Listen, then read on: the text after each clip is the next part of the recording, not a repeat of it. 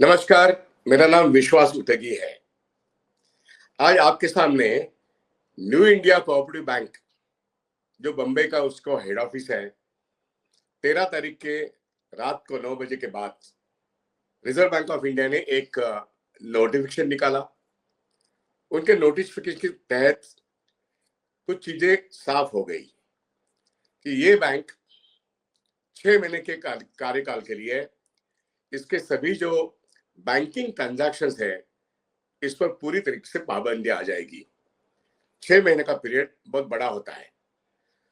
Banking regulation act और RBI act में एक सेक्शन 35A नाम का क्लॉज है।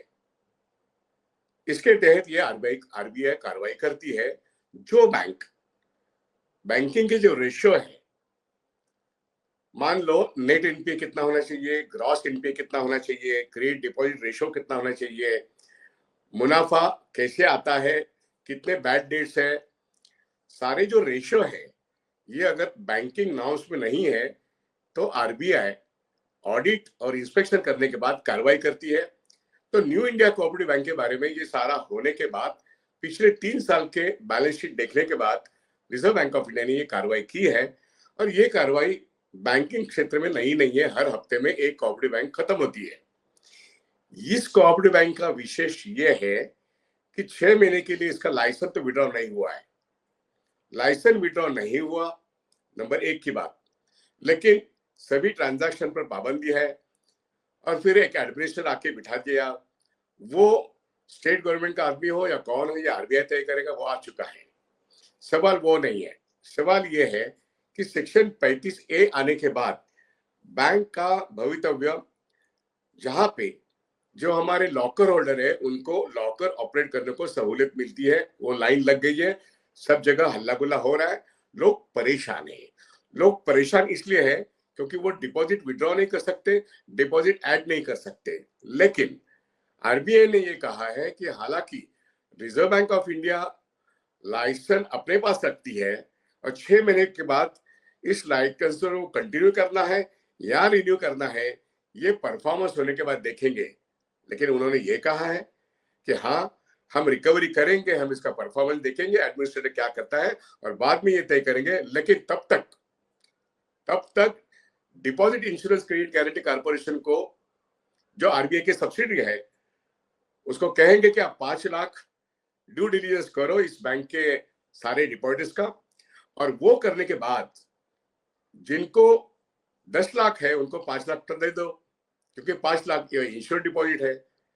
अब सवाल ये है कि इंश्योर डिपॉजिट 5 लाख तक मिलेंगे और 5 लाख के ऊपर के 5 लाख क्यों नहीं मिलेंगे, ये एक इंपॉर्टेंट सवाल है।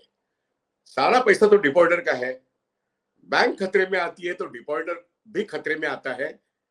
ये इस तरह से, ये सवाल सिर्फ न्यू इंडिया कोऑपरेटिव का नहीं है, क्योंकि कानून ये कहता है, अगस्त 21 में deposit insurance credit guarantee corporation के कानून में एक तब्दीली हो गई, इंप्रूवमेंट हो गई, संसद में हो गया और एक कानून पास हो गया कि deposit insurance credit guarantee corporation act 1961 में जो पहले क्लॉज 17 में ये कहा गया था कि कोई बैंक डूबती है तो 10,000 मिलेंगे, बाद में 20,000, बाद में 40,000। 1993 में बैंक ऑफ कराड़ एक प्राइवेट बैंक लिक्विड होने की वजह से वो तो हमने बचा ली, जिसमें मेरा एक रोल है। मैं ऑल इंडिया बैंक एप्लीकेशन का एक महाराष्ट्र का नेता था और उस रोल में, हाँ, इस देश के गुरुदास दासगुप्ता हो या इंद्र गुप्ता हो या डॉक्टर मनमोहन सिंह जी हो, उस वक्त फाइनेंस मिनिस्टर थे, हाँ, पृथ्वीराज जी चौहान, शरद पवार जी, इन सब लोगों ने अपनी ताकत लगाकर बैंक ऑफ कराड़ का लिक्विडेशन, उसमें एक तब्दीली लाई और बैंक ऑफ इंडिया ने उसको मर्ज किया, मर्ज नहीं, उसको टेक ओवर करने की हाईकोर्ट में परमिशन दी। इसलिए वहां के जो डिपॉजिटर है, जिनका मैं नेता था, हालांकि मैं नेता था सारे कर्मचारियों का, सारे अधिकारियों का बैंकिंग इंडस्ट्री में, लेकिन मैं उस वक्त बैंक ऑफ कराड़ का एक नेता बन गया, डिपॉजिटर का। मैंने आरबीआई के रिट पिटीशन को चैलेंज किया बम्बई के हाईकोर्ट में, और उस वक्त डॉक्टर मनमोहन सिंह जी की वजह से डीआईसी का रूल 1 लाख कॉम्पेंसेशन का बन गया। बैंक ऑफ कराड़ को बैंक ऑफ इंडिया में हमने मर्ज करवाया, टेक ओवर करवाया कानूनन। इसलिए एम्प्लॉय ऑफिसर्स बच गए, डिपॉजिटर्स बच गया। उसके बाद कोई बैंक जब डूबती थी तो अक्वायर करने का एक तरीका सिस्टम में आ गया था। लेकिन 2010 के बाद कोऑपरेटिव बैंक जितने डूबने लगे, किसी भी बड़े कोऑपरेटिव ने उसको हजम नहीं किया और मरने के लिए इनको छोड़ा गया। और 14 साल के बाद तो आप देखते हैं इस देश के हालात क्या है। अब होम मिनिस्टर ही कंट्रोल करते हैं कोऑपरेटिव बैंकिंग सिस्टम को।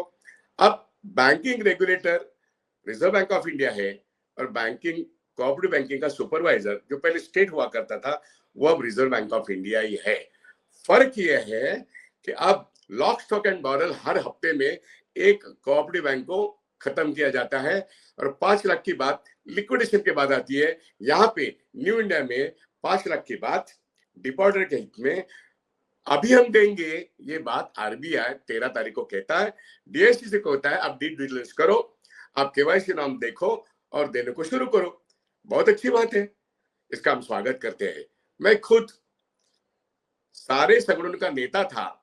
आज के तारीख में मैं bank depositors protection and welfare society, ये ट्रस्ट है, डिपॉजिटर्स के हित में मैं उस ट्रस्ट का सेक्रेटरी हूं और मैं आरबीआई को ये चैलेंज कर रहा हूं कि आप ये अच्छी बात कर रहे हैं, अगर न्यू इंडिया कोऑपरेटिव बैंक में आप लाइसेंस विड्रॉ करने के पहले, लिक्विडेशन के पहले, अगस्त 21 में जो तब्दीली हो गई इस डीआईसी एक्ट 1961 में, जहां पे 5 लाख कैसे दिया जाना चाहिए ये लिखा हुआ है, उसको फॉलो करे बगैर आप देना चाहते हैं तो हम स्वागत करते हैं।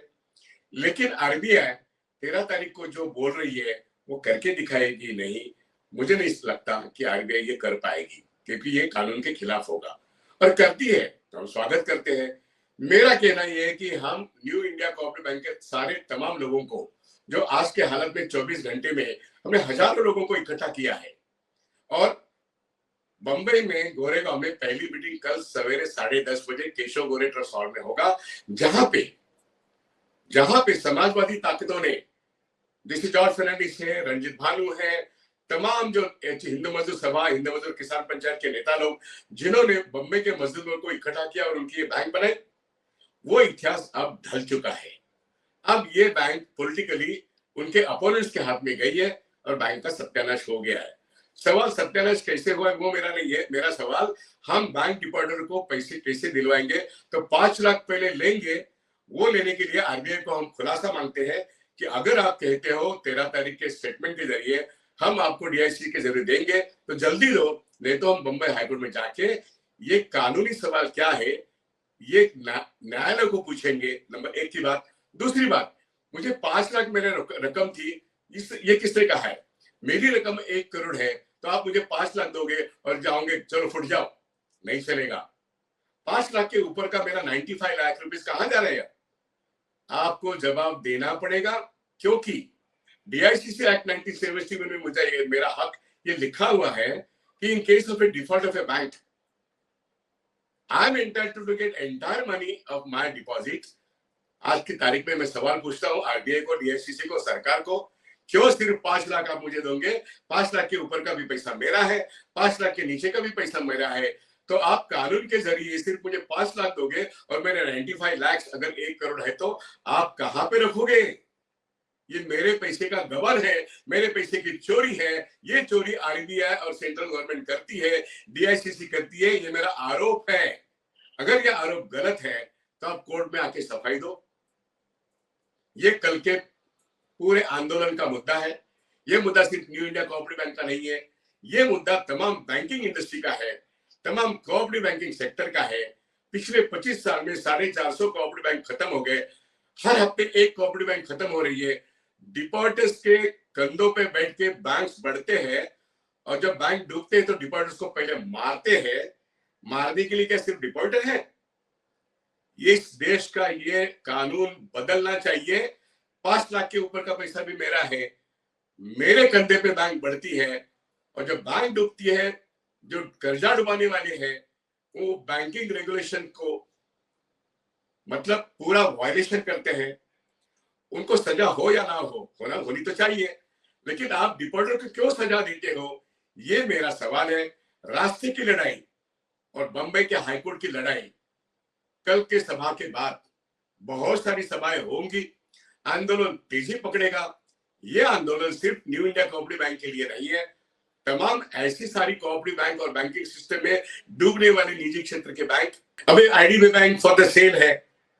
कल आईडीबी बैंक डूबती है तो लाखों करोड़ों डिपॉजिटर्स के पैसे वहां पे, क्या सिर्फ आप 5 लाख दोगे मामला खत्म करोगे?